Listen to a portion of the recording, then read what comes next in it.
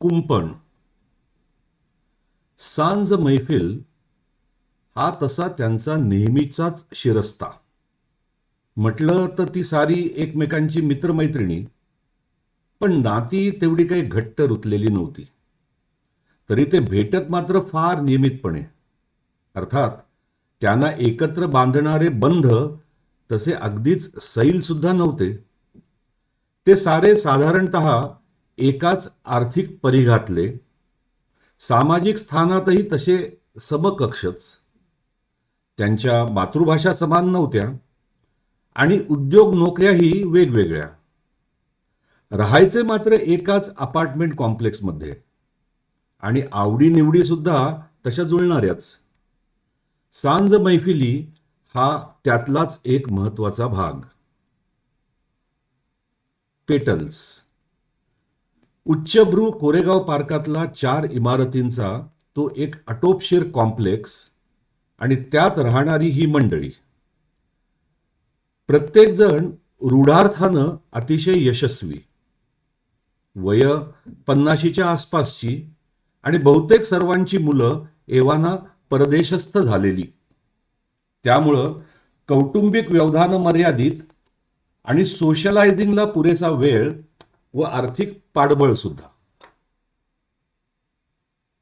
सुरत, तू फार चांगलं केलंस.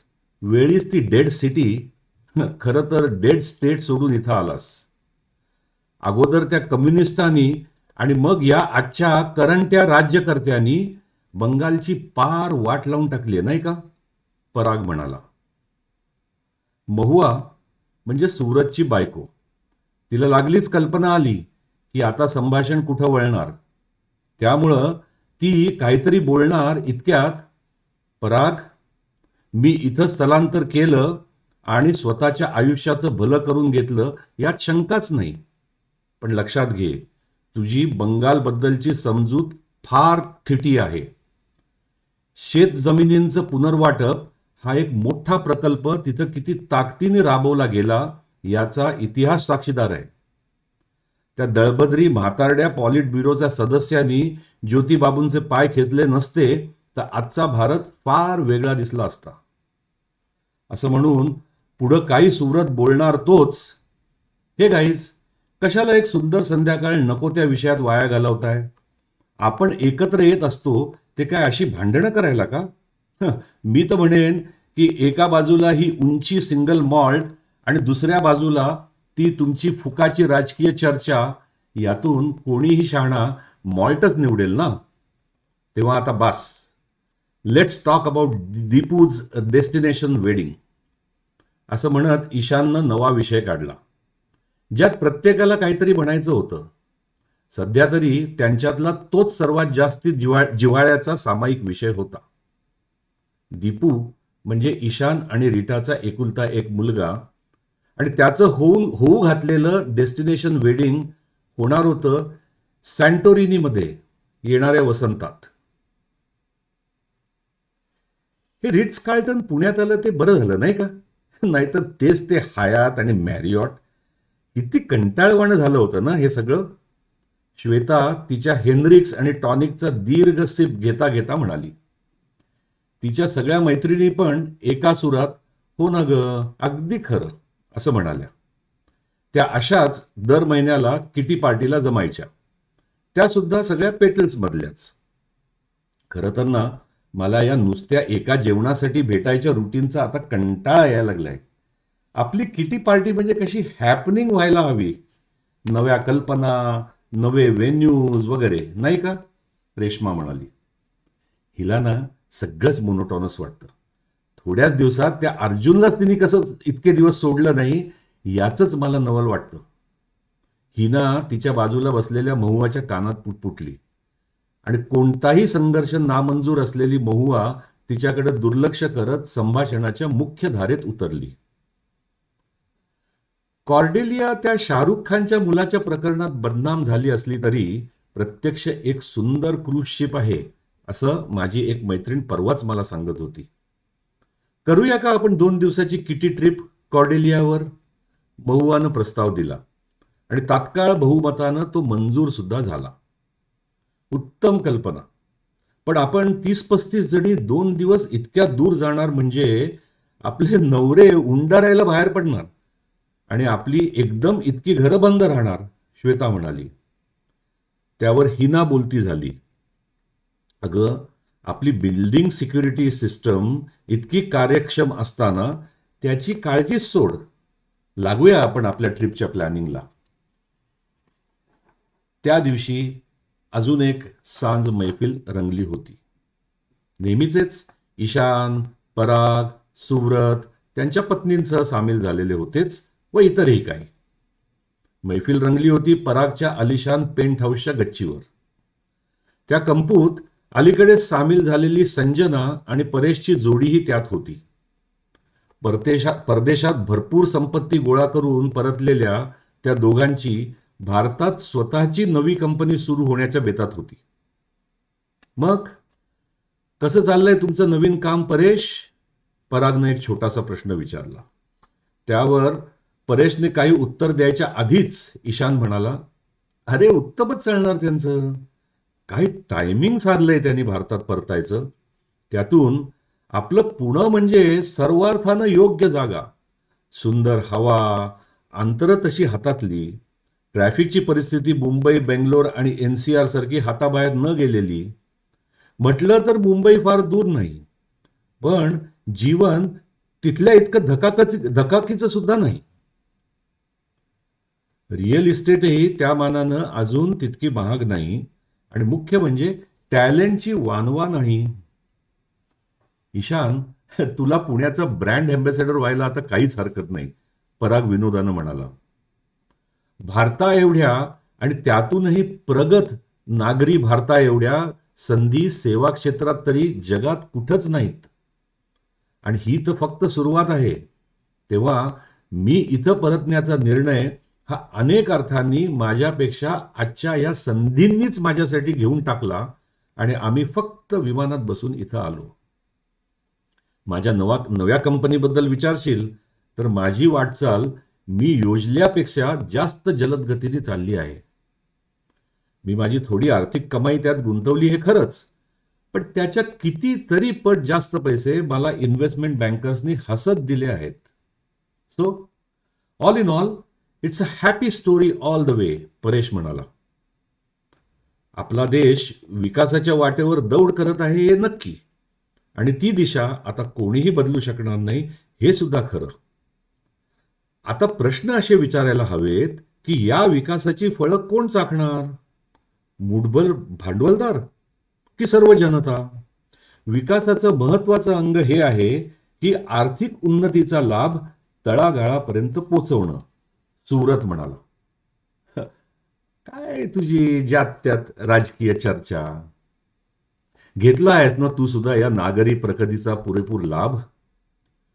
करतोसच ना एका मल्टीनॅशनल कंपनीची चाकरी? पाठवलंसच ना मुलीला अमेरिकेत, ते सुद्धा अगदी अंडर ग्रॅज्युएट लेवल पासून? हे होतं का शक्य जुन्या भारतात? होतं ना तेव्हाही तुझ्या मनात परदेशाचं वेड? जमलं का तुझ्या पालकांना तुला तिथे पाठवायला? मग काय हे तुझं असं भांडण आजच्या व्यवस्थेशी? एका दमात हे सारं पराग बोलला. सुव्रत त्यावर इतकंच म्हणाला, Parag, now you are making it personal.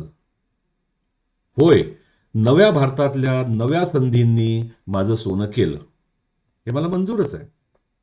परंतु ज्या प्रकारची सुरक्षितता आणि स्थैर्य हे माझ्या सकट साऱ्या मध्यम आणि उच्च मध्यम वर्गीयांना आज अनुभवायला मिळत आहे, ते तसंच किती काळ टिकेल याबाबत माझ्या मनात असुरक्षितता आहे.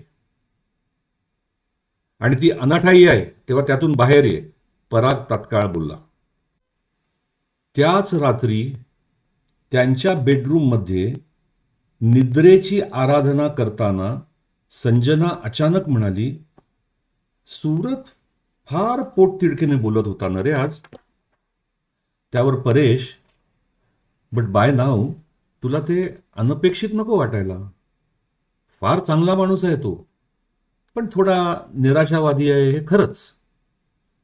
त्यामुळं इतकं चांगलं चालत असून सुद्धा तो मला खूपदा नकारात्मकच वाटतो.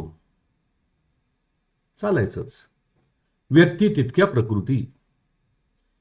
पण तू अजून त्यावरच काय विचार करत बसली आहेस? असं म्हणतात की झोपताना सकारात्मक विचारांसोबत डोळे मिटावेत, म्हणजे दिवसभराची शारीरिक आणि मानसिक झीज रात्रभरात भरून येते. तेव्हा झोप आता, उशीर झालाय. परेश म्हणाला. आपण नक्की योग्य निर्णय घेतलाय ना परेश इथे यायचा? संजना म्हणाली. इतक्या गहन चर्चेची ही वेळ नाहीये संजना. आणि असंही आता मागे फिरणं नाही. बरं, कशाला फिरायचं?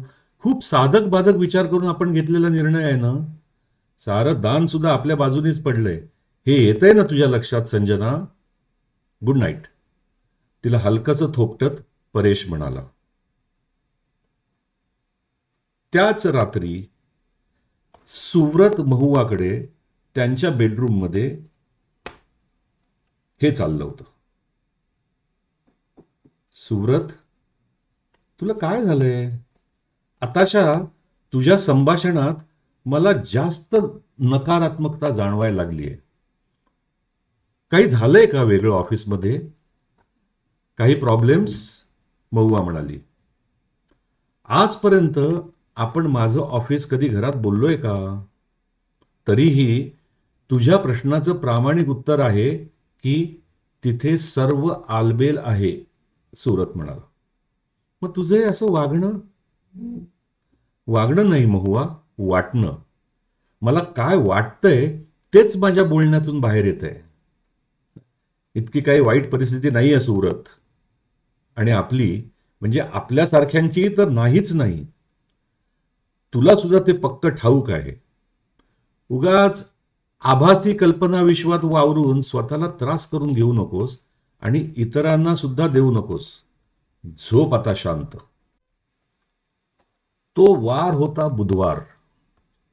वेळ साधारण दुपारी 2:30ची.